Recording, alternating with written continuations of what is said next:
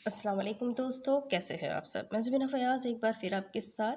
तो मैं ले आई हूँ एक और नई कहानी। लेकिन कहानी शुरू करने से पहले हमेशा की तरह कहूँगी, अगर आप मेरे चैनल पर नए हैं तो चैनल को सब्सक्राइब कर लीजिए, बेल आइकन को ज़रूर दबा दीजिए। और अगर आपको मेरी स्टोरीज़, मेरी शॉर्ट वीडियोज़ पसंद आते हैं तो अपने कॉन्टेक्ट्स में शेयर करना बिल्कुल भी ना भूलें। तो इस कहानी की मुझसे रिक्वेस्ट की है रेड रोज़ ने। तो शुरू करते हैं। अहद मोहब्बत। इस कहानी का नाम है अहद मोहब्बत और इसकी राइटर है हादिया मुग़ल। तो शुरू करते हैं अहद मोहब्बत पार्ट 1। शिफा, अहल को पकड़, देख कब से रो रहा है, कहाँ मरी पड़ी है। मंजली भाभी की चिंगारनुमा आवाज़ पर रोटी सेकते हाथों में एकदम तेजी आई। आई भाभी, बस 2 मिनट।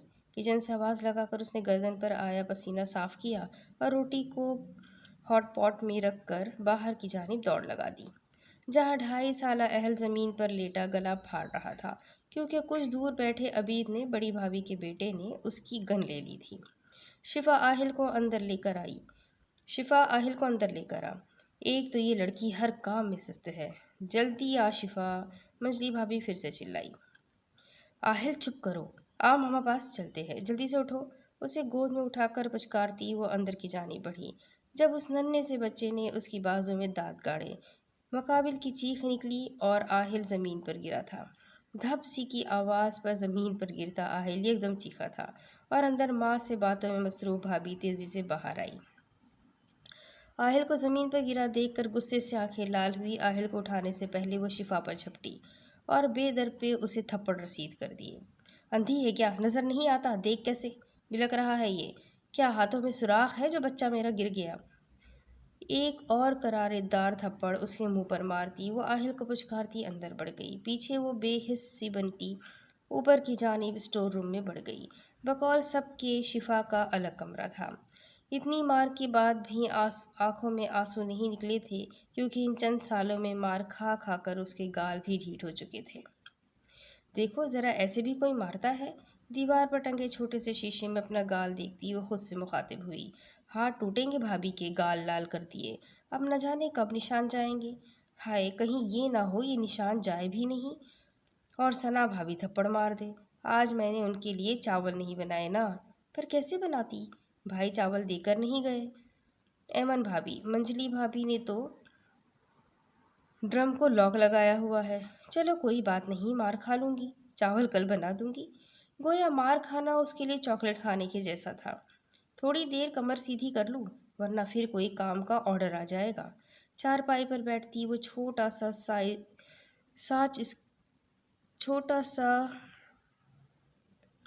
स्क्रीन छोटा सा इंच स्क्रीन नुमा मोबाइल पकड़कर बैठती वो छोटा सा मोबाइल पकड़कर स्क्रीन पर उंगलियां चलाने लगी। ये मोबाइल भी भाभी ने दुनिया को दिखाने के लिए अपनी लाडली नंद को तोहफे में दिया था। गेम ऐप अभी ऑन ही की थी कि स्क्रीन पर अननोन नंबर जगमगाया।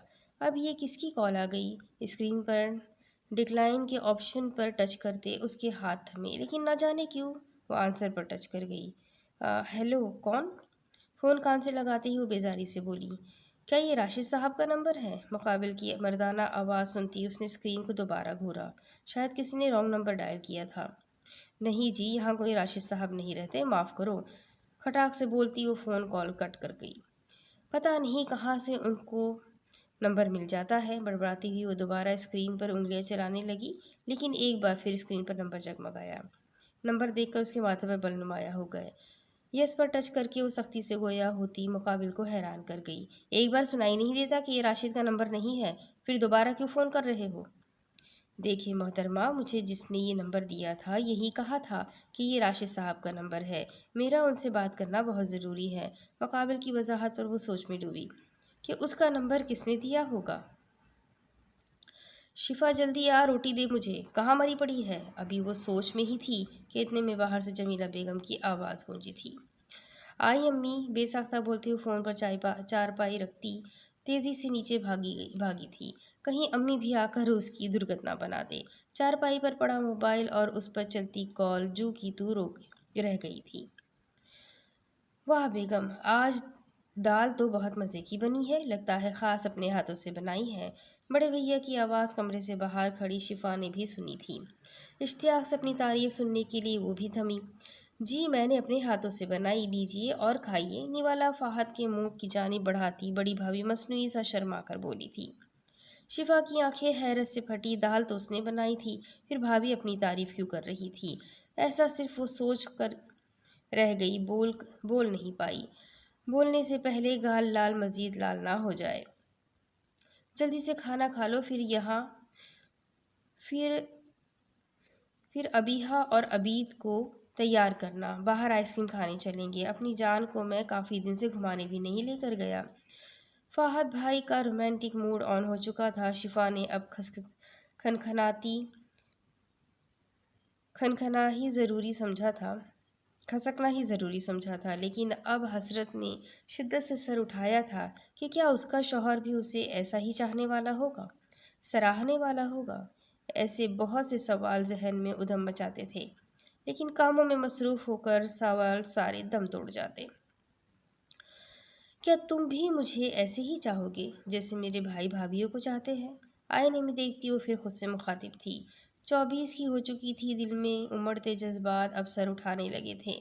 بھائی بھابھی کی محبت کے مظاہرے دیکھتی ہزاروں خواہشیں مچلتی کہ اس کا بھی چھوٹا سا گھر ہو جہاں وہ بھی ٹھاٹھ سے رہے، اپنے شوہر کو ناز نخرے دکھائے، لیکن شاید یہ اس کی خیالی پلاؤ تھے، کیونکہ حقیقت میں ایسا ہونا ممکن نہیں تھا۔ گھر والوں کا ایسا کوئی ارادہ نہیں لگتا تھا کہ اس کی شادی کریں گے، کیونکہ مفت کی نوکرانی کو کون خوشی خوشی رخصت کرتا ہے۔ دکھتی کمر کی وجہ سے وہ چارپائی پہ لیٹی اور ہاتھ میں موبائل تھام لیا۔ اسکرین پر 3-4 میسیجز موجود تھے اور اسی ان نون نمبر سے تھے۔ ہیلو شفا، آپ کی آواز بہت پیاری ہے، میں مجبور ہو کر آپ کو دوسری مرتبہ کال کر گیا تھا، اس کے لیے سوری۔ مقابل کا میسیج اس کے ماتھے پر بل لایا، لیکن ایک تسکین بھی ہوئی کہ کسی نے اس کی تعریف کی ہے۔ پلیز مجھے تنگ نہ کریں، اور میرا نام آپ کو کیسے پتہ چلا؟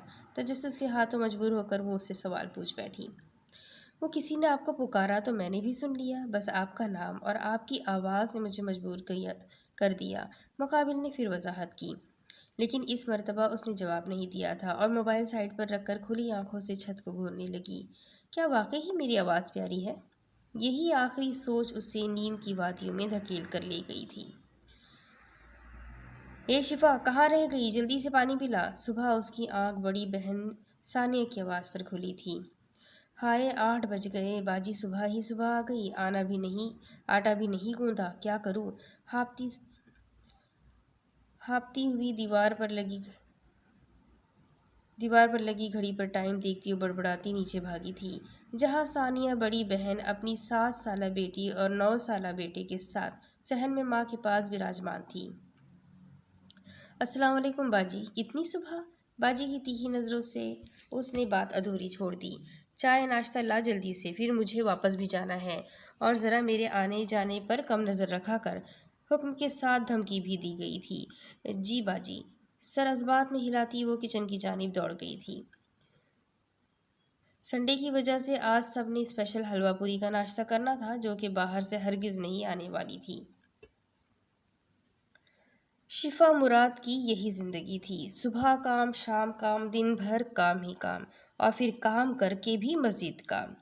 دونوں بھابھیوں کو اس سے کام ہوتا، ماں کی پکار بھی شفا ہوتی، بہنیں آتی تو وہ بھی شفا کی ذمہ داری۔ بھائیوں کے سامنے اکثر دونوں بھابھیاں چالاکی دکھا کر کام کر دیتی، لیکن بعض اوقات وہ بے ہوش ہو کر گرنے والی ہو جاتی، تب کچھ آرام نصیب ہوتا۔ ماں تھی تو نام کی، جمیلہ کے لیے اپنی باقی اولاد عزیز تھی۔ عزیز تو شفا بھی تھی، لیکن بس کام کی حد تک۔ اگر ماں کی خدمت اچھی کرتی تو پل دو پل باہوں میں نرم گرم چھاؤ نصیب ہو جاتی، ورنہ کوسنے ہی ملتے۔ شوہر کی مارنے ان پر اس حد تک بے حسی تاریکی تھی کہ انہیں بیٹی کی زخم عام بات لگتے تھے۔ بھابھیاں جب مرضی اس پر ہاتھ اٹھاتی، جمیلہ کو پرواہ نہیں تھی، بقول ان کی غلطی شفا کی ہی ہوگی، اور مار کھا کھا کر وہ ڈھیٹ ہونے کے ساتھ ساتھ تنہائی پسند ہو گئی تھی۔ مار کھانا اس کے لیے روٹی کھانے جیسا تھا۔ بہنیں کبھی کبھار منہ پر نشان دیکھ کر بھابھیوں پر چلاتی، لیکن انہیں بھی اندازہ تھا کہ یہ گھر اب بھابھیوں کا ہے، اس لیے چپ سادھ لیتی۔ منجلی بہن افیہ کو شفا کچھ عزیز تھی۔ نہ جانے کیا وجہ تھی کہ وہ جب بھی آتی اس کی مٹھی میں چند نوٹ اور محبت بھرا تھا ماتھے پر بوسہ دے جاتی۔ ہاں، مگر وہ بھی بھابھی کے سامنے زبان نہیں کھولتی تھی۔ عفیفہ سے چھوٹی عقیقہ کراچی میں مقیم تھی، جیسے ان حالات کا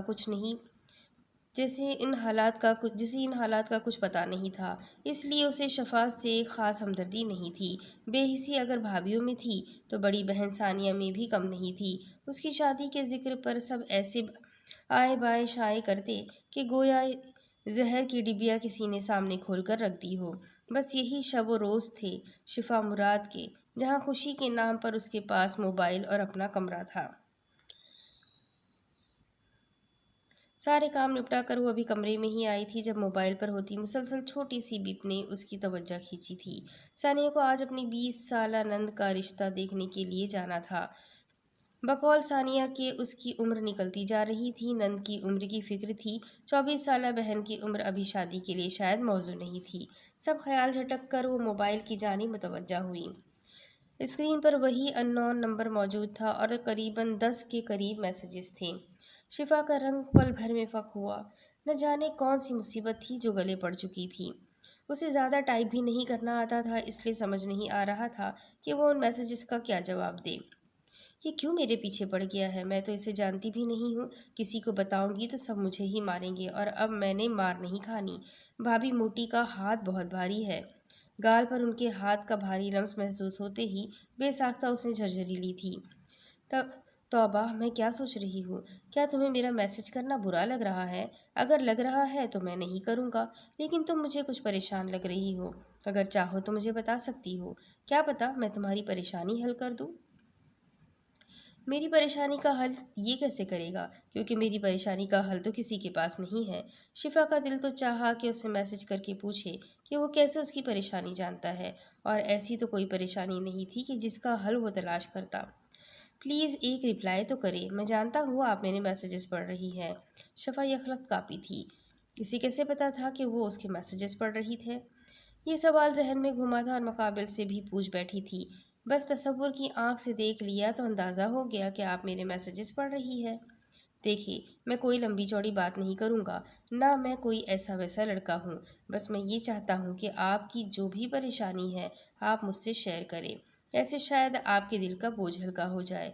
مقابل کا لمبا چوڑا میسج شفا کے ماتھے پہ پسینہ لے آیا تھا۔ یا اللہ، یہ کیا مصیبت گلے پڑ گئی ہے؟ اب اس سے کیسے نپٹوں؟ بے بسی سے موبائل سائٹ پر پٹکتی وہ سر تھام گئی تھی۔ چند دنوں میں ہی ثانیہ کی نند عالیہ کی شادی طے ہو چکی تھی۔ انہوں نے منگنی کے بجائے نکاح کو ترجیح دی تھی۔ یوں ثانیہ کے چکر میکے میں بڑھ چکے تھے اور شفا کی شامت بھی آ چکی تھی۔ ثانیہ مراد ان عورتوں میں سے تھی جنہیں اپنی خوشی کے آگے کچھ عزیز نہیں تھا۔ ان کے مطابق خوشی کا حق صرف ان پر ہے۔ اپنے حصے کی خوشیاں وہ دیکھ چکی تھی، ان کے لیے یہی کافی تھا۔ اب اس کا یہی کام تھا، دوسروں میں کیڑے نکالنا، خود کی بڑائی کرنا۔ وہ ایسی ہی تھی۔ شفا کے ہر کام پر اسے اعتراض ہوتا تھا۔ کسی بھی طرح سے وہ اسے اپنی سگی بہن نہیں لگتی تھی۔ نہ جانے کیا خار تھی ثانیہ کو شفا سے۔ شاید وہ اس پر رعب رکھنا چاہتی تھی کہ وہ ساری عمر اس سے دب کر رہے۔ کچھ بہنوں کو ہوتا ہے شوق دھاک بٹھانے کا تاکہ کوئی ان کے سامنے پر بھی نہ مار سکے۔ کچھ وہ کافی اچھے گھرانے میں بیاہ کر گئی تھی، اس لیے اپنے برابر کسی کو نہیں سمجھتی تھی۔ شفا کی شادی میں رکاوٹ کا سب سے بڑا ہاتھ اگر کسی کا تھا تو وہ ثانیہ مراد تھی، اس کی اپنی سگی بڑی بہن، جسے سب اپنے سے کمتر لگتے تھے۔ اپنے سے چھوٹی لڑکی کی شادی ہو تو دیکھ کر وہ شدید احساس کمتری میں گرتی جا رہی تھی، لیکن کسی کو شاید اس کا احساس نہیں تھا۔ خود سے باتیں کرنے کا عمل بڑھتا ہی چلا جا رہا تھا، لیکن کسی کو اس سے کوئی سروکار بھی نہیں تھا۔ مفت کی نوکرانی کو کون بیاہنے کا سوچتا، اس لیے سب دم سادھے بیٹھے تھے۔ عالیہ کے چہرے پر دمکتی خوشی نے شفا کے چہرے پر گویار قابض کے گہرے اثر پیدا کر دیے تھے۔ ثانیہ تو اپنی نند کے ایسے واری صدقے جا رہی تھی جیسے اس کی سگی بیٹی ہو۔ یہی چیز شفا کی آنکھوں میں آنسو کی وجہ بنی۔ دل چاہ رہا تھا کوئی اسے بھی ایسے ہی گلے لگائے، لیکن یہ صرف اس کی سوچ تھی۔ سب کے لیے ایک فالتو شے کی مانند تھی وہ، جس کا جب دل کرتا ہے استعمال کرتا ہے اور پھینک دیتا ہے۔ مہندی اپٹن لگانے کے لیے جب وہ اسٹیج کی جانب بڑھی ہی تھی تو کچھ چند عورتوں کی آواز اس کے کانوں میں پڑی تھی، جو اسی کے متعلق ہی گوہر افشائی کر رہی تھی۔ گڑیا، بات سنو، ایک عورت نے اسے مخاطب کر کے اپنے پاس بلایا۔ گلابی شفون کا دوپٹہ سر پر درست کرتی وہ ان کی جانب آئی۔ بیٹا، آپ کی امی کہاں ہے؟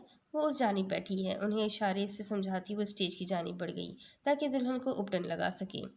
ان عورتوں کو دیکھتی وہ اپٹن لگا کر اسٹیج سے نیچے اتری ہی تھی کہ ثانیہ نے انہیں نہ جانے کیا کہا کہ وہ عورتیں برا سا منہ بناتی واپس اپنی چیئر پر بیٹھ چکی تھی۔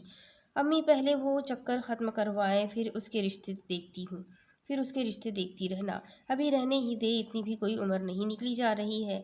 ہر آئے گئے سے امید مت لگایا کرے۔ جس وقت وہ امی کے پاس آئی، ثانیہ کی بڑبڑاہٹ اس کے کانوں میں پڑی تھی، جس کی اسے خاص سمجھ نہیں آئی تھی۔ کندھے اچکاتی وہ ماں کے پاس بیٹھ چکی تھی۔ ثانیہ کی گرم نظریں اپنے چہرے پر محسوس تو ہو رہی تھی، لیکن وہ نظر اٹھا کر انہیں مزید شے نہیں دینا چاہتی تھی۔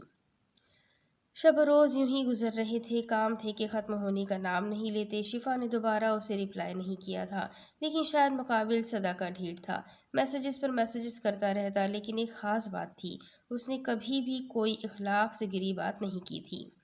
یہی بات شفا کو حیران کر رہی تھی کہ وہ شخص اس سے کیا چاہتا تھا۔ روز صبح میں اور شام میں اس کے میسیجز آتے تھے، جس میں وہ ایک ہی بات کرتا کہ وہ اس سے اپنی پریشانی بیان کرے، لیکن بے سود۔ وہ ڈرتی تھی کہ کہیں اس کی وجہ سے گھر والوں کی بدنامی نہ ہو جائے۔ کسی کو بتا بھی نہیں سکتی تھی کہ کوئی اس سے میسیجز کر کے تنگ کرتا ہے۔ سوچے تھی کہ الجھی ہوئی تھی، کبھی کبھار وہ اسے جواب دے بھی دیتی تھی، شاید وہ حالات سے تنگ آ کر ایسا کر لیتی تھی۔ اب بھی اس کا میسیج آیا تھا جس میں وہ اس کا حال پوچھ رہا تھا۔ ٹھیک ہو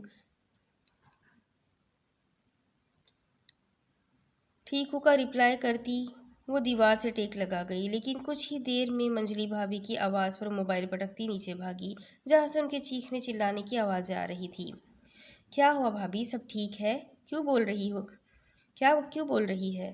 ارے یہ پوچھو کیا نہیں ہوا؟ وہ ثانیہ آئی تھی تو کیا اس کے لیے اتنا زیادہ کھانا بنانا تھا؟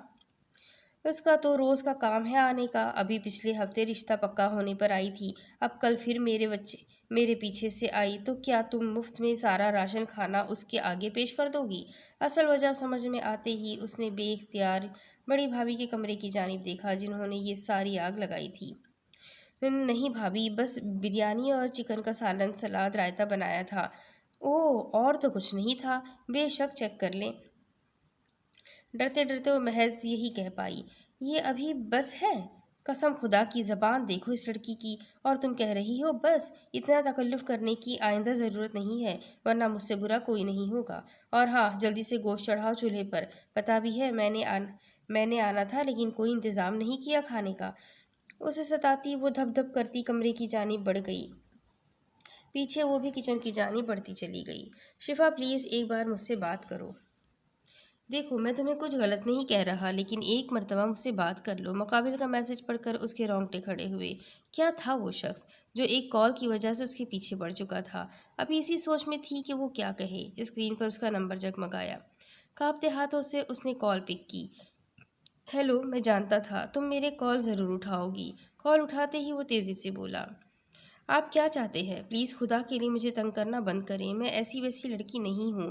بنا اس کی بات کا جواب دیے وہ محض یہی بولی تھی، لہجے میں بے بسی نمایاں تھی۔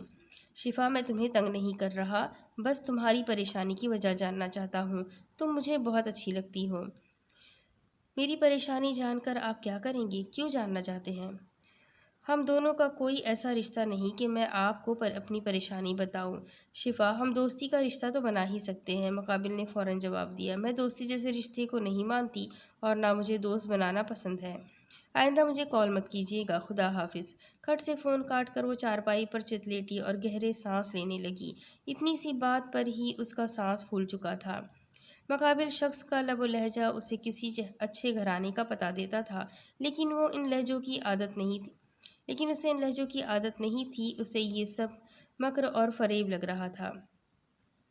اس لیے شفا مراد کے قدم اب تک تھمے ہوئے تھے، ورنہ اگر وہ کوئی لوز کیریکٹر کی لڑکی ہوتی تو اب تک رابطے بڑھا چکی ہوتی۔ چہرے پر موجود زخم پر انگلی پھیرنے سے بے ساختہ منہ سے نکلی تھی۔ بھائی آہستہ مار لیتے رہ کر میرا گال سجا دیا۔ ضبط کے باوجود اس کی آنکھوں میں آنسو نکل آئے تھے، کیونکہ آج کچھ زیادہ ہی چہرے پر نقش و نگار بنے تھے، لیکن بے حسی اس کی جو کی تو تھی۔ لال گال پر سینک کرتی وہ آئینے میں دیکھتی بول رہی تھی، آج تو دل بھر بھر کر آ رہا تھا۔ وجہ آج بھائی کا مارنا تھا، ورنہ بھابھیوں سے تو مار کھاتی ہی رہتی تھی، لیکن آج بھائی نے بھی کسر پوری کر دی تھی۔ ہائے امی! گال پر ہاتھ لگاتے ہی اس نے درد سے ماں کو پکارا تھا، لیکن ماں گھر پر ہوتی تو کم از کم اس پر ظلم نہ ہونے دیتی۔ چند دنوں سے وہ عفیفہ کی طرف گئی ہوئی تھی، تبھی آج کوئی بھائی کو روکنے والا نہیں تھا، وجہ کچھ بھی نہیں ہوئی تھی۔ بھابھی کے سامنے جواب دینے کو انہوں نے زبان درازی سمجھا تھا اور رکھ کر 2 تھپڑ لگائے تھے، تبھی اب گال سجائے بیٹھی تھی۔ موبائل پر اننون نمبر سے کال دیکھ کر نہ جانے کیوں اس کا جی چاہا اسے اپنا دل کا حال سنا دے۔ فوراً سے پہلے اس نے کال پک کی۔ کیسی ہو شفا؟ نہ جانے آج کیوں وہم ستا رہے تھے کہ تم تکلیف میں ہو۔ سنو، مجھے کوئی دوا بتاؤ جس سے میرا درد ختم ہو جائے۔ بنا اس کی بات پر توجہ دیتی وہ درد سے بھرپور لہجے میں بولی تھی۔ شفا کیا ہوا ہے؟ کہاں درد ہے؟ مجھے بتاؤ۔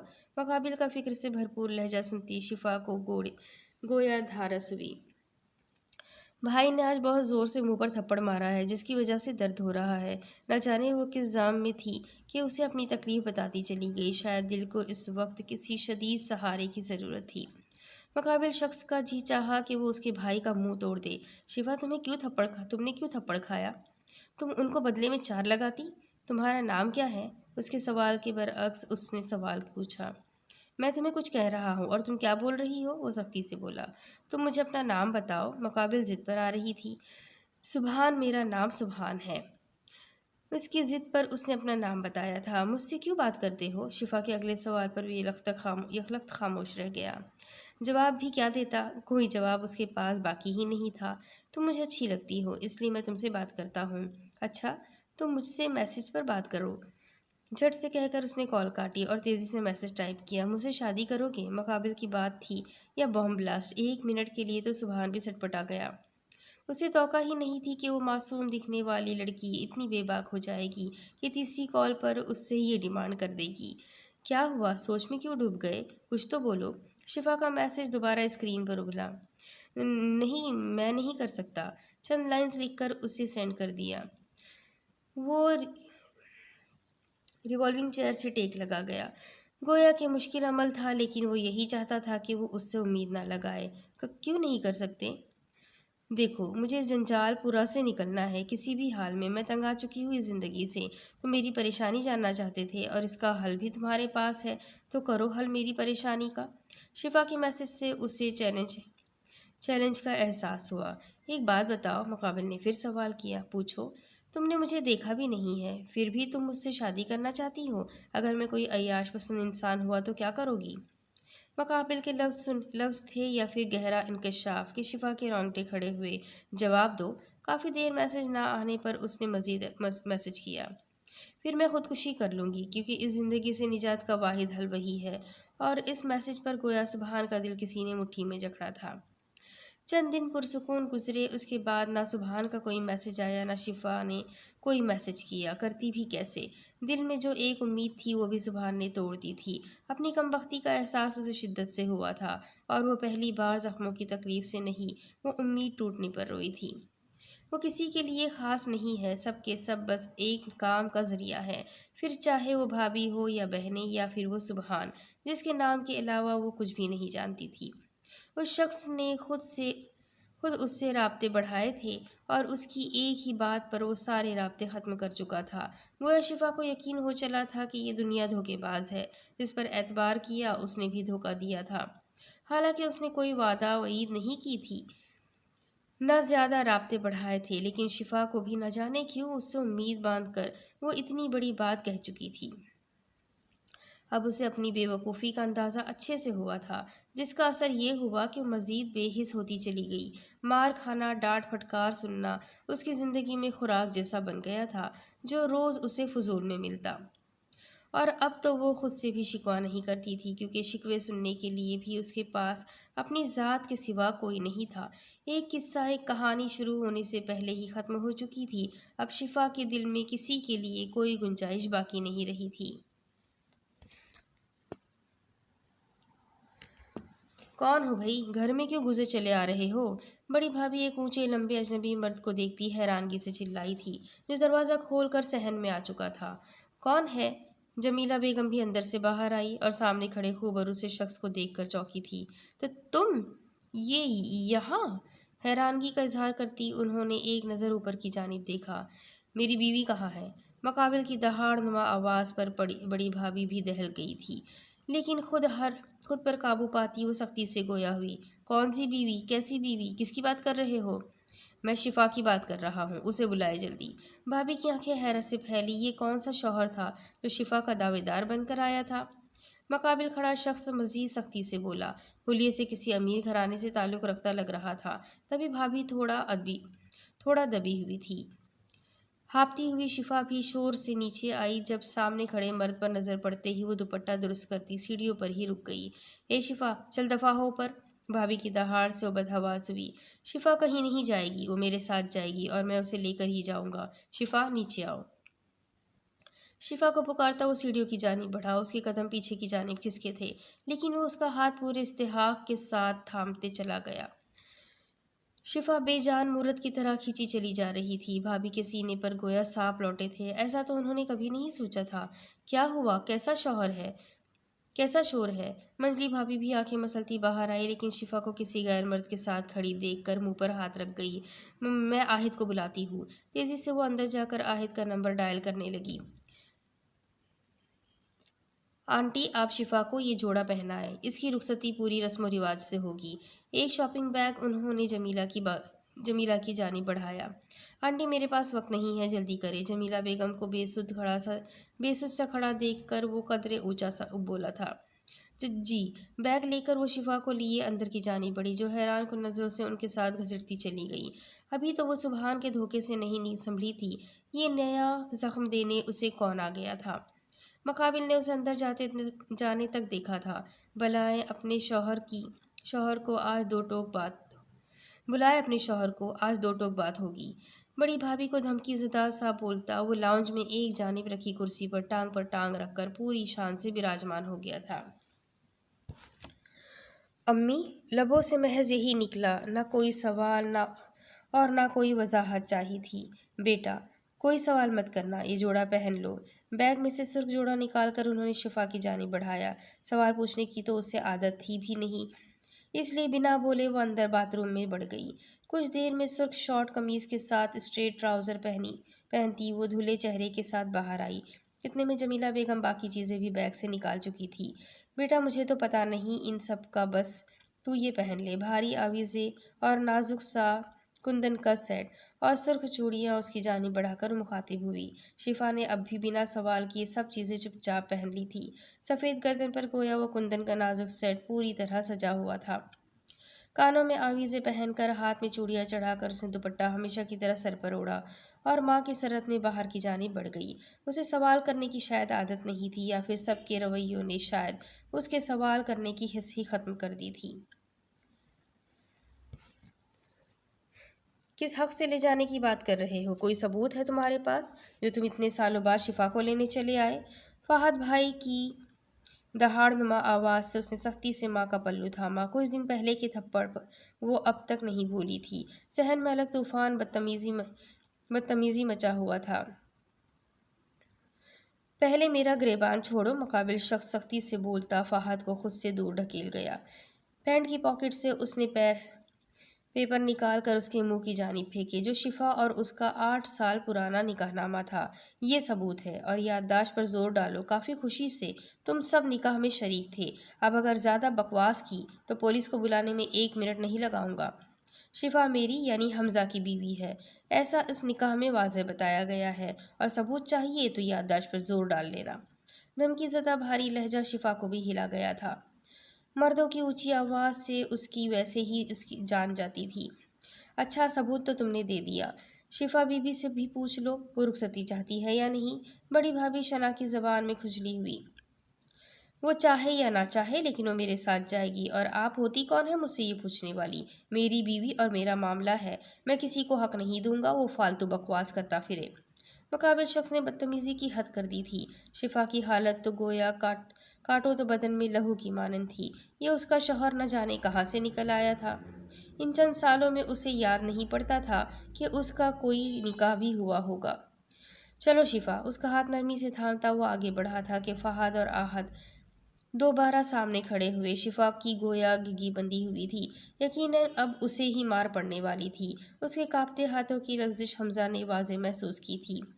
मेरा रास्ता छोड़ो वरना आज मुझसे बुरा कोई नहीं होगा। हमजा की धमकी और भारी आवाज़ पर अहद तो सटपटाया था, लेकिन फहाद डटकर खड़ा था। मुझे पता था आप लोग ऐसे नहीं मानोगे। गार्ड्स अंदर आओ, ऊंची आवाज़ में पुकारता हुआ अपने गार्ड्स को अंदर आने का इशारा दे गया। ओह, तो अब तुम मुकाबला करने के लिए इन किराए के गुंडों का सहारा लोगे?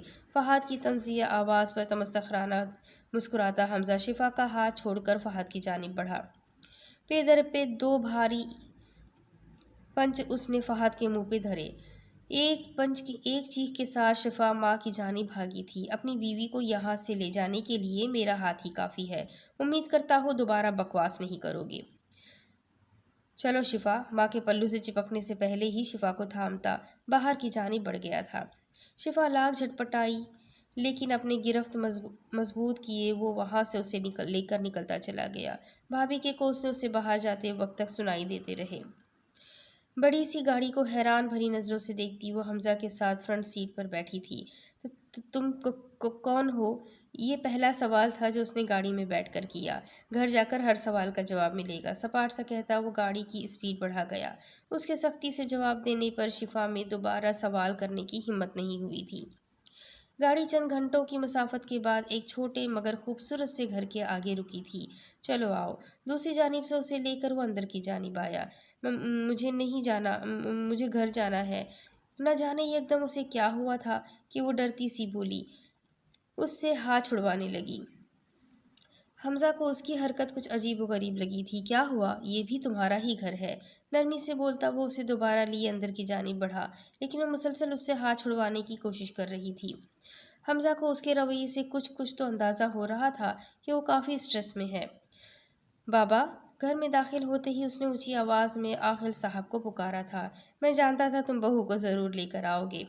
मुस्कुराते हुए वो शिफा के नज़दीक आए थे जो सारी सूरत हाल समझने की कोशिश कर रही थी। आकिल साहब के सर पर हाथ रखने पर वो बेसाख्ता हमजा के पहलू में छुपी थी। घबराओ नहीं, मैं आपके बाबा जैसा ही हूँ। जाओ हमजा, बच्ची को कमरे में ले जाओ। वो सब मामला समझते थे, तभी उन्होंने ज़्यादा शिफा से बात नहीं की थी। जी बाबा, सर इस बात में हिलाते वो उसे लिए कमरे की जानिब बढ़ गया था। वो अभी कमरे में दाखिल ही हुआ था जब शिफा जो बेड के किनारे पर बैठी थी झट से खड़ी हो गई। क्या हुआ, तुम उठ क्यों गई? मैं बस ऐसे ही तुमसे कुछ पूछूं? शिफा ने मज़ीद हिम्मत की थी। हाँ हाँ पूछो। क्या तुम सच में मेरे शौहर हो? मकाबिल के सवाल पर उसके लबों पर मुस्कुराहट दौड़ी थी। हंस क्यों रहे हो? क्या मैंने गलत सवाल पूछा है? कांपती सी लाल जोड़े में वो चंद कदम पीछे खिसकी। बस ऐसे ही दिल किया तो मुस्कुरा दिया। कंधे उचकाता उसे जवाब देता वो उसके करीब हुआ। तो फिर जवाब दो कि तुम सच में मेरे शौहर हो? मकाबिल की बेयकीनी ने उसे चौंका दिया था। माथे पर तफक्कुर के तासुरात नुमाया हुए जिसे शिफा ने गुस्सा गिरदाना था। देखो, मारना मत। मैं अब कोई सवाल नहीं पूछूंगी और तुम गुस्सा भी मत करो। पल भर में शिफा की कैफियत बदली थी और वो मज़ीद पीछे होती अपने गालों पर हाथ रख गई थी। क्यों? मैं क्यों मारूंगा तुम्हें? और ये हाथ हटाओ गाल से। उसके दोनों हाथों को गाल से हटाता वो उसे अपने करीब कर गया। अपने हाथों पर उसकी गिरफ्त महसूस करती हुई एकदम ठंडी पड़ी। कौन मारता है तुम्हें? मुकाबिल का लहजा सख्त सर्द था। कोई नहीं। देखो, मत मारना, मैंने कहा ना। मैं अब और कोई सवाल नहीं पूछूंगी। उसकी मार की रट ने मुकाबिल को शिद्दत से एहसास दिलाया था कि वो अपनी ख्वाहिशात के हुसूल में उसको दरिंदों के दरमियान छोड़कर जा चुका था जो उसे नीम पागल बना चुके थे। अपनी गलती पर निदामत का इजहार करता वो बिना कुछ बोले उसे सीने से लगा गया। रगों में खून की गर्दिश तेज हुई थी और एक अहद दिल में ही किया था कि जितना उसकी बीवी को तड़पाया गया था उतना ही उन्हें भी तड़पाएगा। यखलक तो वो कसमसाती उससे दूर हटी थी और गहरे सांस लेती रुख मोड़ गई। क्या हुआ शिफा? मैं देख रहा हूँ तुम बहुत डरी हुई हो। सब ठीक है? उसका रवैया उसे पल पल उलझा रहा था। कुछ नहीं। तुम रेस्ट करो, मैं कुछ खाने के लिए लाता हूँ, फिर तुम्हें तुम्हारे हर सवाल का जवाब दूंगा। उसकी बेचैनी नोट करता वो कमरे से निकलता चला गया था। तौबा, कितनी चालाक लड़की निकली। मुझे तो लगता है ये उससे पहले ही राब्ते में थी, तभी ऐसे चुपचाप चली गई। किचन में दोनों भाभियां खड़ी शिफा को कोसने में मगन थी। भाभी, वैसे उसका शौहर लग तो अच्छा खासा रहा था। उस मनहूस की इतनी अच्छी किस्मत कि उसे हमजा जैसा लड़का मिल गया। अबीर भी बता रहा था, काफ़ी बड़ी गाड़ी थी जिसमें वो आया था। फाहद का तो मुंह सूज गया है। कमबख्त ने मारा भी तो काफ़ी ज़ोर से है। बड़ी भाभी को फाहद का सूजा चेहरा याद आया था, जिस पर उन्होंने मज़ीद गुलफशानी की थी। चंद घंटों में ही उन्हें शिफा की कमी महसूस हो गई थी। शाम का खाना बनाना इस वक्त उन दोनों को मौत जैसा लग रहा था। जमीला बेगम जो तख्त पर बैठी थी, उन दोनों के कोसनों के बाद भी तमानियत से तस्बीह करने में मसरूफ़ थी, क्योंकि जो बोझ उनके सर पर था वो आज उतर चुका था।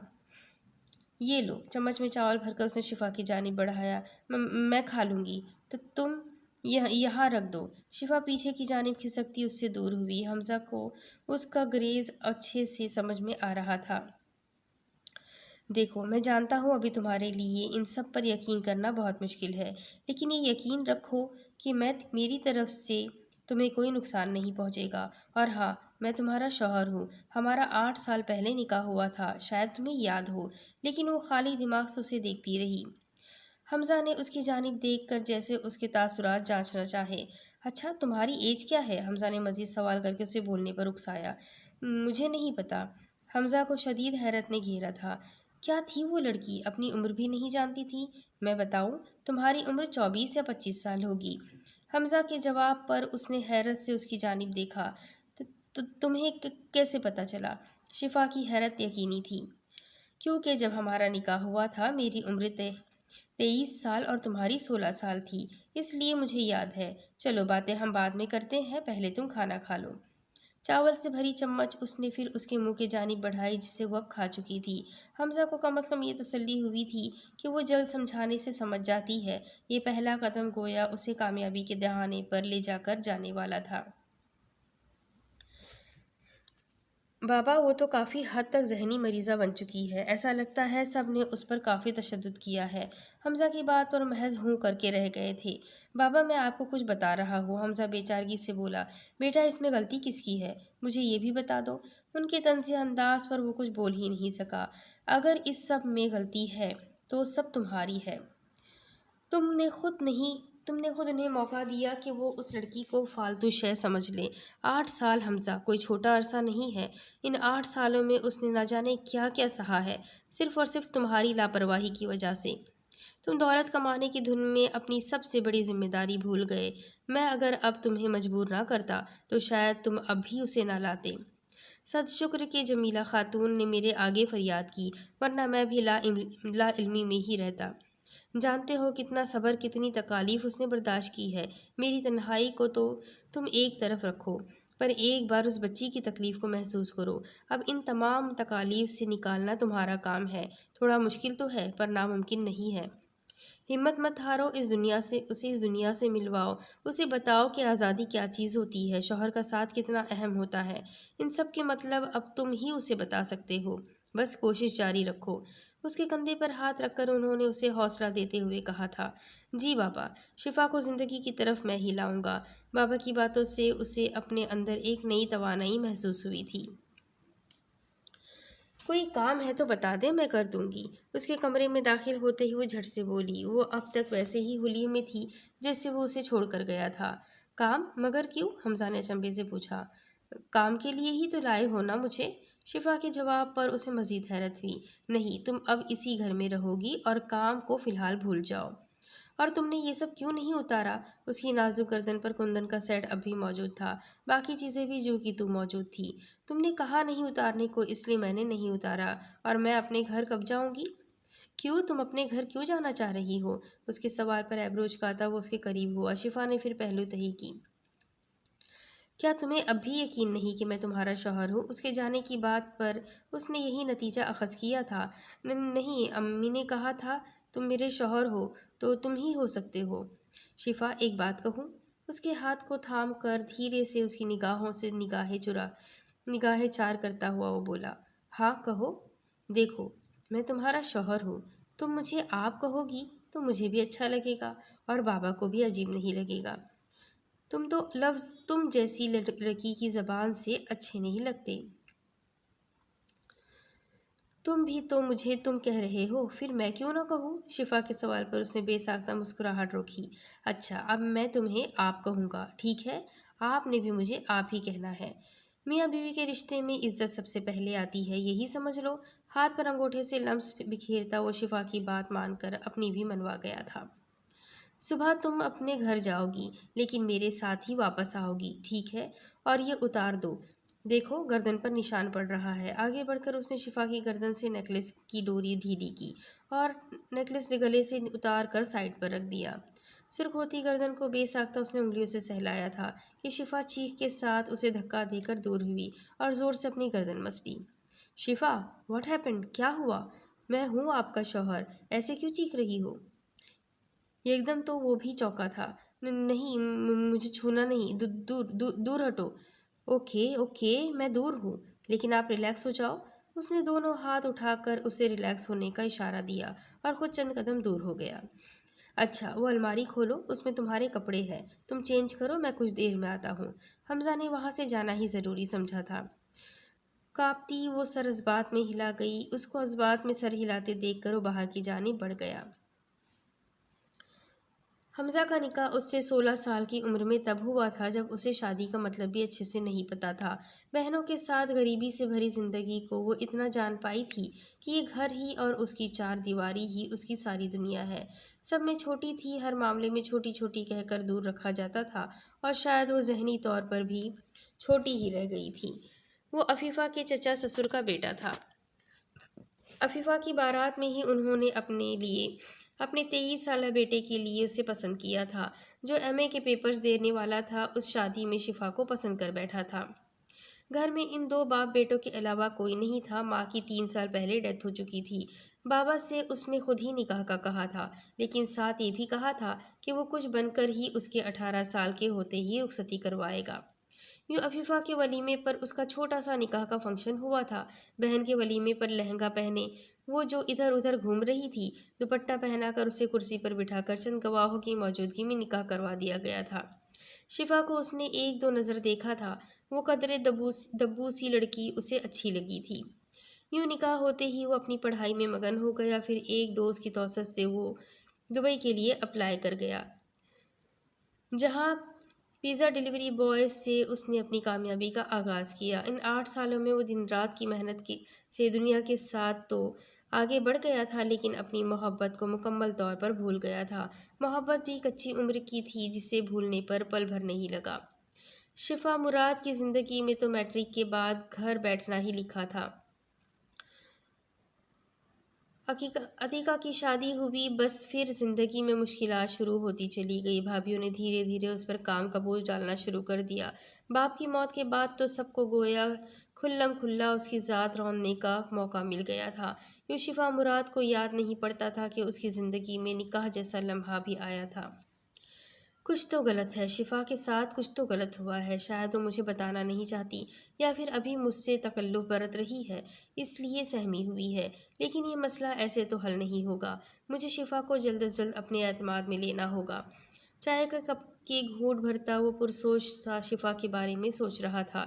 کمزور سی وہ لڑکی آج بھی اپنی جانب اسے پوری طرح متوجہ کر چکی تھی۔ برسوں پہلی محبت آج پھر سر اٹھا کر سامنے کھڑی ہوئی تھی۔ اپنی لاپرواہی پر اسے پچھتاوا بھی تھا، تبھی آج شفا یہاں موجود تھی۔ لانا تو وہ اسے بہت پہلے چاہتا تھا، لیکن پہلے وہ حالات سازگار کرنا چاہ رہا تھا۔ 2 سال پہلے وہ دبئی سے واپس آیا تھا اور آتے ہی اس نے بابا کے نام جو ایک زمین تھی اسے بیچ کر اور کچھ اپنی 6 سالہ محنت کی جمع پونجی سے اپنا ڈریم پروجیکٹ یعنی اپنے ریسٹورنٹ پر کام شروع کیا تھا۔ ان 2 سال میں اس نے پیزا پوائنٹ کی دوسری برانچ پر بھی کام شروع کیا تھا۔ اس کی لگن سچی تھی، تبھی اللہ پاک کی کرم نوازی سے آج وہ 2 ریسٹورنٹس کا مالک تھا۔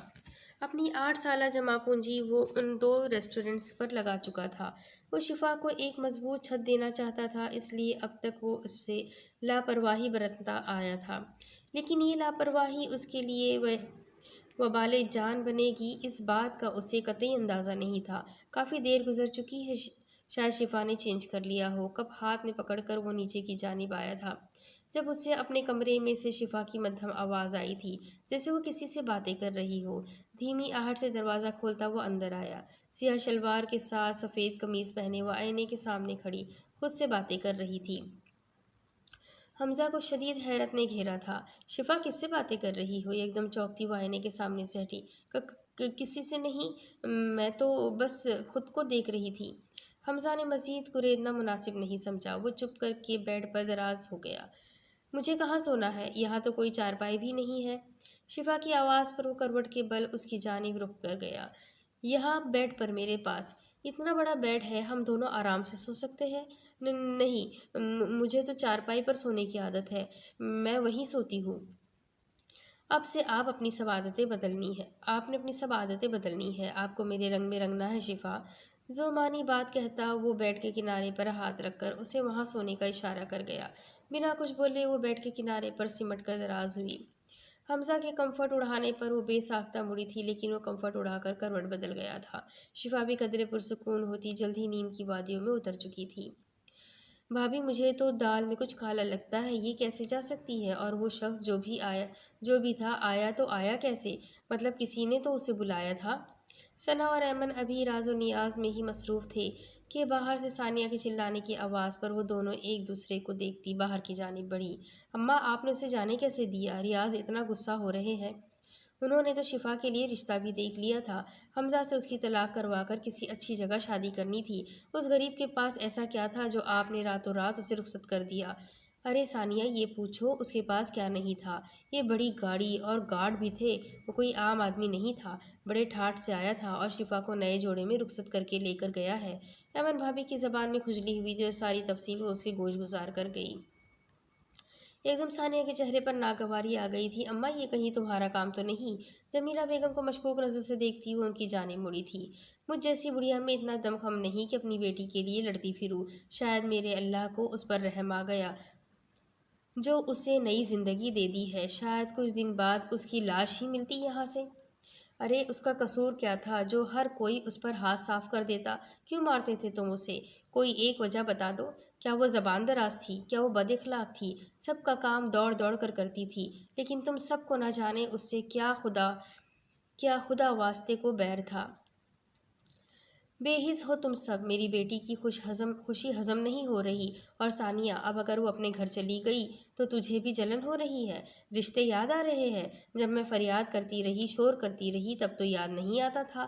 ہر بار خاموش کرواتی تھی تو ہی تھی نا وہ مجھ کو چپ کروانے والی۔ وہ اپنے شوہر کے ساتھ گئی ہے، کسی کے ساتھ بھاگی نہیں ہے جو تم لوگ ایسے شور مچا رہے ہو۔ معاف کرو اسے اور اپنی زندگی پر توجہ دو۔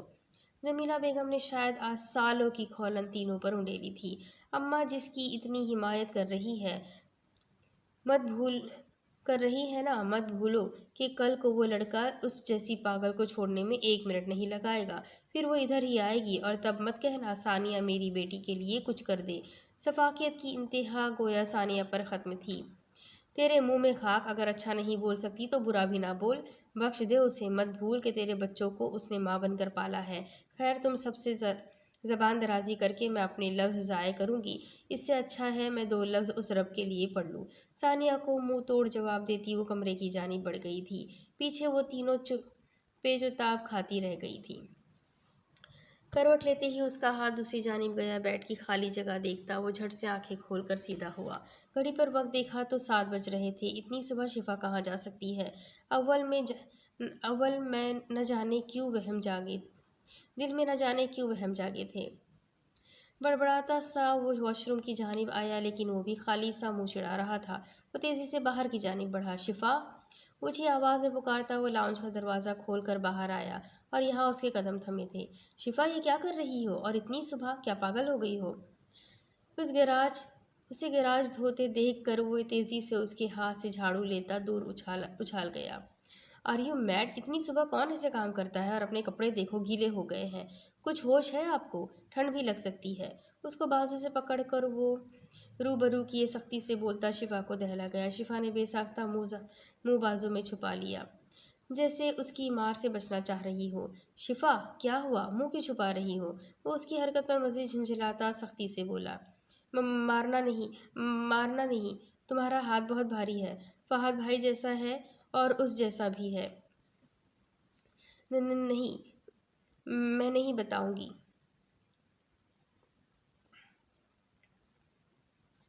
अपना हाथ वो लबों पर रखकर सख्ती से दबा गई।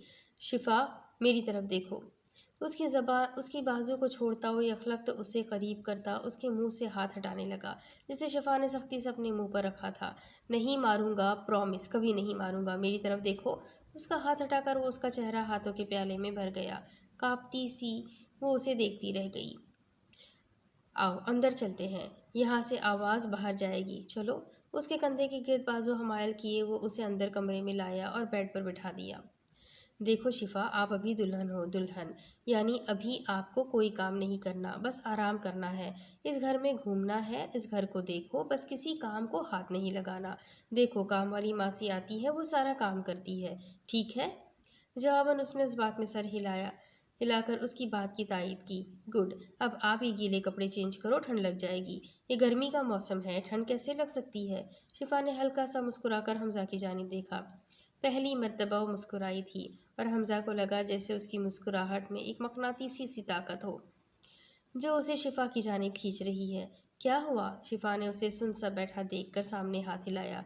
कुछ नहीं, आप चेंज करो, मुझे अभी मज़ीद सोना है। और हाँ, आपने अब कमरे से बाहर नहीं निकलना। उसकी तंबीह पर शिफा ने बेबसी से उसकी जानिब देखा। अब क्या हुआ? उसकी नज़रों का मफहूम वो अच्छे से समझा था, जैसे वो उसे कुछ कहना चाह रही हो। वो मुझे भूख लग रही है। धीमा सा बड़बड़ाकर वो नज़र झुका गई। तो इसमें इतना घबराने वाली क्या बात है? आओ नाश्ता बनाते हैं। बल्कि बाबा भी जल्द नाश्ता करने के आदी है। आप चले, मैं ये कपड़े बदल कर आती हूँ। शिफा कहते ही उठकर वार्डरोब की जानिब पड़ी गई, जहाँ उसके कपड़े एक तरतीब से मौजूद थे। सुने, बेसाख्ता वो उसे पुकार गई। जी। हमजा बेड से उठकर उसकी जानिब आया। ये सारे कपड़े मेरे हैं? वार्डरोब में सजे खूबसूरत सादा और पुरकशिश से लिबास को हाथ से छूकर इस्तफसार कर गई। बिल्कुल, सबके सब तुम्हारे ही है। ये मैंने ख़ास तुम्हारे लिए ख़रीदे हैं और तुम बिला झिझक जो चाहो इस्तेमाल करो। उसके करीब खड़े होकर वो एक गुलाबी इम्तजाज का फ़्रॉक उसकी जानिब बढ़ा गया। और ये सब ज्वेलरी, मेकअप, सब तुम्हारा है। ड्रेसर पर मौजूद बॉक्स की जानिब इशारा करके उसने बाकी लवाजमात के बारे में भी उसे आगाह किया था। ये पहनो, फिर हम नाश्ता बनाते हैं। फ़्रॉक उसे थमाता वो खुद किचन की जानिब बढ़ गया था। शिफा भी सर इस्बात में हिलाती वॉशरूम की जानिब बढ़ गई। नमगीले बाल कमर पर बिखरा कर वो दुपट्टा ओढ़े कमरे से बाहर निकलकर लाउंज में आई। हमजा उसको पुकारती हुई दरवाजे के करीब ही रुकी। शिफा, यहाँ आ जाओ। दाएं जानिब से आवाज़ सुनती हुई किचन की जानिब आई, जहाँ हमजा एप्रन बांधे अंडा फेंट रहा था। मैं बनाती हूँ, आप नहीं बनाओ। शिफा ने तेज़ी से आगे आकर उसके हाथ से बाउल लिया। नहीं, मैं बना लूँगा, तुम बस मुझे देखो। सरगोशियाना सा अंदाज सुनती शिफा हौक बनी उसे देखती रह गई। हमजा की नज़र भी भटकी थी और उसकी गंदमी से नम चेहरे पर टिकी थी। तुम मुझे नाश्ता नहीं बनाने दोगी? सरजबात में नफ़ी में हिलाता वो शिफा को मज़ीद खौफज़दा कर गया। मैं तो कुछ भी नहीं कर रही, फिर आप ऐसे क्यों बोल रहे हैं? शिफा की उलझी सी बात पर वो गहरा मुस्कुराता अंडे का आमिज़ा पैन में फैला गया। कुछ नहीं, इधर जग से पानी लाकर सॉस पैन में डालो। उसे हिदायत देता वो अंडे की जानिब मुतवज्जा हुआ। फिर अभी तो आपने कहा था कि कुछ मत करो, मुझे देखो। शिफा ने उसकी कुछ देर पहले वाली बात दोहराई। अब मैं ही कह रहा हूँ, पानी का जग लेकर आओ और मैं आपके हाथ की चाय पीना चाहता हूँ। हमजा के जवाब पर वो सर हिलाती जग लेने बढ़ गई। कुछ ही देर में वो नाश्ता हॉल में मौजूद छोटे से डाइनिंग टेबल पर सजा चुकी थी। आकिल साहब को उन दोनों को जागता देखकर खुशगवार सी हैरत हुई थी। अरे, आज तो मेरे घर में रौनक उतर आई है। माशाल्लाह, मेरी बेटी ने नाश्ता बनाया है। और ये क्या, आते ही काम शुरू करवा दिया? बाबा, आपकी बेटी ने सिर्फ चाय और मैंने ये नाश्ता और सैंडविच बनाए हैं। ٹیبل پر پڑے سینڈوچ کی جانب اشارہ کرتا وہ فرضی کالر جھاڑتا عاقل صاحب کے لبوں پر مسکراہٹ لے آیا۔ ظاہر ہے پیزا بوائے ہو، سینڈوچز بنانا تو آپ کے لیے بائیں ہاتھ کا کھیل ہے، شرارت کے سنگ کہتے وہ حمزہ کے لبوں پر مسکراہٹ لائے تھے۔ تینوں نے خوشگوار ماحول میں بھرپور ناشتہ کیا تھا۔ میں کیسے جاؤں اندر؟ میں کیا کہوں گی؟ آپ مجھے میرے گھر چھوڑ دو، سب انتظار کر رہے ہیں۔ گھبرائی سی وہ سامنے لگے بورڈ کو دیکھتی ہوئی بولی تھی۔ گھبراؤ نہیں، آپ ٹھیک 2 یا 3 گھنٹے بعد میں آپ کو پک کر لوں گا، پھر یہاں سے سیدھا آپ کے گھر جائیں گے۔ کچھ لوگوں کو ان کی اوقات دکھانی ہے۔ آخری بات اس نے بڑبڑائی تھی۔ جاؤ، گھبرانا نہیں ہے، میری بات ہو چکی ہے، وہ آپ کو کچھ نہیں کہیں گے، بس اپنا کام کریں گے۔ جاؤ، شاباش۔ اس کا گال تھپ تھپاتا وہ گاڑی کا دروازہ کھول گیا۔ ڈرتے ڈرتے اس نے قدم نیچے رکھے اور سیلون کا دروازہ کھولتی اندر کی جانب بڑھی۔ دوپہر ہو چکی تھی اور وہ اسے سیلون لایا تھا تاکہ اپنے گھر اگر وہ جائے تو پورے ٹھاٹ سے جائے۔ جن لوگوں نے اس کے ساتھ زیادتیاں کی تھی ان کو منہ توڑ تھپڑ مارنا حمزہ کے لیے ضروری تھا۔ گاڑی کا رخ موڑ کر وہ ریسٹورنٹ کی جانب بڑھا تھا جہاں دوسری نیو برانچ میں تعمیراتی کام جاری تھا۔ واو! حمزہ کی آنکھیں بے ساختہ شفا پر ٹکی جو سہج سہج کر قدم اٹھاتی گاڑی کی جانب ہی آ رہی تھی۔ نازک سے سراپے پر سجی ڈیپ ریڈ لانگ فراک میں اس پر لیا گولڈن دوپٹہ ایک کاندھے پر سیٹ تھا۔ ڈارک براؤن اسٹریٹ بالوں نے مزید خوبصورتی کو بڑھا دیا تھا۔ گاڑی میں بیٹھتی وہ جھجکی تھی۔ یہ سب بہت عجیب ہے۔ کیوں عجیب ہے؟ بہت پیاری لگ رہی ہو، بلکہ بہت ہی پیاری لگ رہی ہو۔ اپنی تعریف سنتی وہ بے ساختہ سٹپٹائی اور اپنے ہاتھوں کو دیکھنے لگی۔ اب ہم کہاں جائیں گے؟ شفا نے فوراً بات کا رخ بدلا۔ اب ہم وہاں جائیں گے جہاں جانے کی آپ کل سے ضد کر رہی ہے۔ بے ساختہ شفا کا چہرہ ڈر سے سفید پڑا۔ ڈرو نہیں، اب میں تمہارے ساتھ ہوں۔ کوئی تمہیں میلی آنکھ سے بھی دیکھے گا تو میں اس کی آنکھیں نکالنے میں پل نہیں لگاؤں گا۔ اس کی دو ٹوک بات پر شفا چپ سادھ کر بیٹھ گئی تھی۔ صالح صاحب بھی ریڈی، آ رہا ہوں میں۔ چہرے پر طنزیہ مسکراہٹ سجائے وہ گاڑی کا رخ شفا کے گھر کی جانب موڑ چکا تھا۔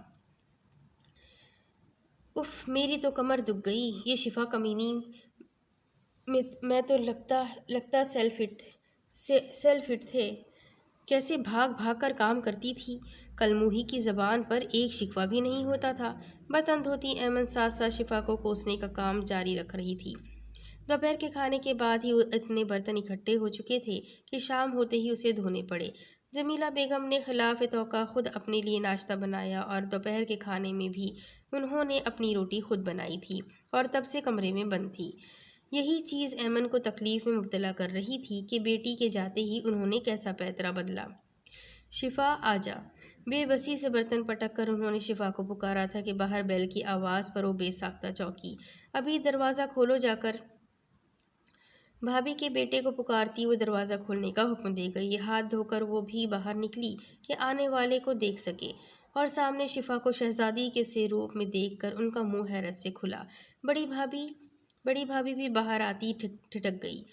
مہرون لانگ فراک پر بنارسی گولڈن دوپٹہ ایک کندھے پر ڈالے، کانوں میں بالیاں، بالوں کو گہرے براؤن رنگ میں سیدھا کیے ایک کندھے پر ڈالا تھا۔ پیروں میں ہائی ہیلز پہنے وہ چمکتی جلد کے ساتھ سب کے منہ حیرت سے کھل گئے۔ اس کے ساتھ ہی سیاہ شلوار سوٹ میں حمزہ اپنی شاندار شخصیت کے ساتھ موجود تھا۔ کیا آپ کے گھر مہمانوں کو بٹھانے اور پانی پلانے کا رواج نہیں ہے؟ بڑی بھابھی کو دیکھتا وہ طنزیہ سا بولا۔ شفا نے بے ساختہ حمزہ کی جانب دیکھا۔ وہ تو ایسے یہاں آنے پر تیار نہیں تھی، لیکن حمزہ بہلا پھسلا کے اسے یہاں لے آیا تھا۔ پانی کا کہا ہے، کچھ کھانے کا آرڈر نہیں دیا؟ حمزہ نے مزید گوہر افشانی کی۔ اس کی چھائی شخصیت سے مرعوب ہوتی بڑی بھابھی کچن کی جانب بڑھ گئی اور حمزہ اور شفا لاؤنج میں رکھے صوفے پر براجمان ہوئے تھے۔ یہ سب عجیب ہے۔ دیکھو، تم چند دن میرے ساتھ رہو گے پھر تم بھی چلے جاؤ گے۔ ایسا مت کرو، بھابھی کا رویہ میرے ساتھ مزید غلط ہو جائے گا۔ ان دونوں کے منظر عام سے ہٹتے ہی وہ لاچاری سے بولتی اس کی جانب مڑی۔ تمہیں کیوں لگتا ہے میں تمہیں چھوڑ جاؤں گا؟ ایبرو اچکائے وہ اس سے سوال کر گیا تھا۔ سب ایسے ہی تو کرتے ہیں، مطلب ختم ہوتے ہی چھوڑ دیتے ہیں۔ بے ساختہ اسے سبحان یاد آ گیا تھا اور آنکھوں میں نمی چمکی تھی۔ اس کا جواب میں گھر جا کر دوں گا کہ کون چھوڑتا ہے کون نہیں۔ اس وقت بس یہ یاد رکھو، تم میرے ساتھ ہو، کوئی تمہیں ہاتھ بھی نہیں لگا سکتا، اس لیے ڈرنے کی ضرورت ہرگز نہیں ہے۔ اس کے ہاتھ پر اپنا ہاتھ رکھتا وہ نرم لہجے سے بولتا اس کی ہمت بندھا گیا۔ जवाबन शिफा कुछ नहीं बोली थी। अम्मी, माँ को देखकर वो खुद आगे बढ़कर उनके गले से लग गई थी। एक दिन की जुदाई से ही उसे माँ की कमी का शिद्दत से एहसास हुआ था। माशाअल्लाह मेरी बच्ची, अल्लाह तुझे खुश रखे। उसका माथा गाल बेसाख्ता चूमती वो उसे अचानक से गले लगा गई। बेटा, अपनी माँ को माफ़ कर देना, बहुत ज़्यादती की तेरे साथ, कभी तेरे लिए आवाज़ नहीं उठाई, लेकिन ये समझ तुझे हमज़ा के हवाले करना मेरी कोताहियों का एक छोटा सा मुदावा है। हमज़ा बेटे को मैं ही लेकर आई हूँ, वो बहुत अच्छा है, तेरा बहुत ख्याल रखेगा। बस अब तूने कभी इस घर में नहीं आना। मेरी बच्ची समझ ले, इस घर में तेरी जान को खतरा है। मैं सब समझ गई हूँ, मुझे माफ़ कर दे। वो उसे गले लगाती शिद्दत से रोई थी। शिफा की आंखें भी भीगी थी और शिद्दत से माँ के गले लगी थी। अम्मी, मैं कैसे रहूँगी वहाँ? मैं क्या करूँगी अम्मी? वो अच्छा है पर मुझे खौफ आता है। कैसे? बात अधूरी छोड़ती वो सिसकियाँ लेकर रह गई। बेटा, बस ये याद रख, वो तेरा शौहर है, तेरा उसके साथ हलाल रिश्ता है। अब सब कुछ तेरा वही है, हम तेरे कुछ नहीं। मैं जानती हूँ तेरे लिए मुश्किल है, लेकिन बेटा इस जहन्नम से अच्छा तेरे लिए वो जन्नत है। बस अपनी जन्नत को सवार मेरी बच्ची, इंशाअल्लाह अल्लाह तेरी मदद करेगा। हमजा लाउंज में ही मौजूद था, तभी शिफा चुपचाप माँ की हर बात सुन रही थी और सुना भी रही थी। बेटा समझ ले, तुझे अल्लाह ने दरिंदों से बचाया है और मैं तेरी बेबस माँ बस यही कर पाई। मैं कल भी तुझे ये सब कह सकती थी, लेकिन बस मैं खामोश रही, क्योंकि कल तेरा यहाँ से जाना ज़रूरी था। वो चुपचाप माँ को देखने लगी। अभी शायद उसे अपनी माँ के इंतखाब पर यकीन नहीं था। जा मेरा बच्चा, हमजा इंतज़ार कर रहा होगा। उसके गाल पर हाथ रखती वो दोबारा माथा चूमकर उसे अपने लम्स से नवाज गई थी। सर इस्बात में हिलाती वो बाहर की जानिब बढ़ गई।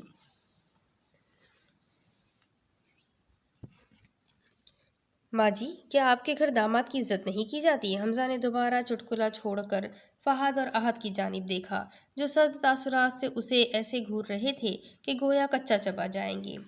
दिल तो उनका चाह रहा था कि वो उसे धक्के देकर घर से बाहर निकाल दे, लेकिन शायद फहद को कल के पंच अभी भी भूला नहीं था।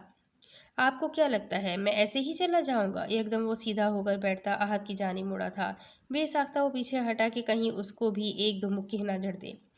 आज हमारे मकलावे की दावत है। हाँ जानता हूँ, पहले वलीमा होगा फिर ही मकलावा, लेकिन मैं और मेरी बीवी तो पहली बार आए हैं, कुछ स्पेशल तो बनना चाहिए। हमजा के लबों पर तंजिया मुस्कुराहट और आंखों में सर तासुरात को सब ने वाज़े महसूस किया था। अहमद, सना, खाने का इंतज़ाम करो, फहद ने जब से कहकर उनको जाने का हुक्म दिया। दोनों की गोया आंखें हैरत से फैल गई थी, लेकिन हमजा को यहाँ से जल्दी भेजने के लिए उन्हें कुछ न कुछ तो करना ही था। पाँव पटकती अमन सना के पीछे भागी थी। साले साहब, इससे पहले कुछ ठंडा हो जाए। आखिर मैं इस घर का दामाद हूँ, कुछ तो हक मेरा भी है इस घर पर। बात अधूरी छोड़ता उसने आहद की जानिब देखा, टांग पर टांग जमाता जरा फैल कर बैठ गया। गोया कि हमजा के लिए ये मुश्किल था कि वो अपनी इज्जत नफ्स मजरूह करके यहाँ बैठा था, लेकिन वो उन सबको सबक ज़रूर सिखाना चाहता था। अपनी बीवी से की गई नाइंसाफ़ी का पूरा बदला लेना चाहता था। उसने सोच लिया था कि वो उनके साथ क्या करेगा। आखिरकार 2 घंटे की मेहनत के बाद अहमद और सना ने लाउंज में रखे टेबल पर खाना सेट किया था। सेट भी किया, क्या किया, बज़ाहिर पटका गया था। शिफा वहाँ बैठी बैठी बोर हो चुकी थी। कुछ डर भी था कि अगर वो ऊपर अपने कमरे में गई तो कहीं भाई उसकी गर्दन न दबोच दे। कुछ हमजा की घूरी ने उसे उठने नहीं दिया था। चले बेगम, काफ़ी देर हो गई है। जितनी देर में उन्होंने खाना बनाया है उतनी देर में हम घूम भी आते हैं। अब मेरा बिल्कुल मूड नहीं है खाना खाऊं। शिफा तो उसकी बात पर एकदम उछली थी। ये क्या कह रहा है? वो गोया खुद मौका दे रहा था कि शिफा को मार पड़े। उसने बेसाख्ता उसकी बाजू को थाम कर दबाया, किस तरह वो खाना खा ले। टेबल पर अच्छी खासी डिशेस का इंतज़ाम था और ऐसा आहद नहीं कहा था कि अच्छा खाना बना ले। कल से भाई के 2 पंच से ही वो डर चुका था। वो कदरे दब्बू मगर चालाक था। कुछ हमजा के असर और रसूख ने उसे बहुत मुतासिर किया था। वो कल ही उसके बारे में सब पता करवा चुका था और जो खबर उसे मिली थी उसके मोटी आसामी होने का सुनकर गोया उसके मुंह में तो पानी ही आ गया था। ये क्या हरकत है? उन्होंने इतनी मेहनत से तुम्हारे लिए खाना बनाया और तुम यूँ बेकदरी कर रहे हो। फाहिद की तो तलवों पर लगी सर पर बुझी थी। محنت کی ہے تو خود کھائے اور اچھی سی تعریف کر دے، محنت وصول ہو جائے گی۔ اگر چاہے تو ہاتھ بھی صاف کر سکتے ہیں۔ گردن کو ہلکا سا بائیں جانب جھکاتا وہ شفا کا ہاتھ پکڑ کر وہاں سے نکلتا چلا گیا تھا۔ وہاں موجود چاروں کا دل چاہا تھا کہ وہ کھانا اٹھا کر اس کے سر پر دے مارے، لیکن اب کیا ہو سکتا تھا، جانے والا ان کا خون جلا کر جا چکا تھا۔ اب اس کے آگے کی کہانی میں آپ کو اگلی قسط میں سناتی ہوں کہ آگے کیا ہوگا۔ یہ جاننے کے لیے میرے ساتھ بنے رہے۔ اگلی قسط میں پھر ملیں گے، تب تک کے لیے اللہ حافظ۔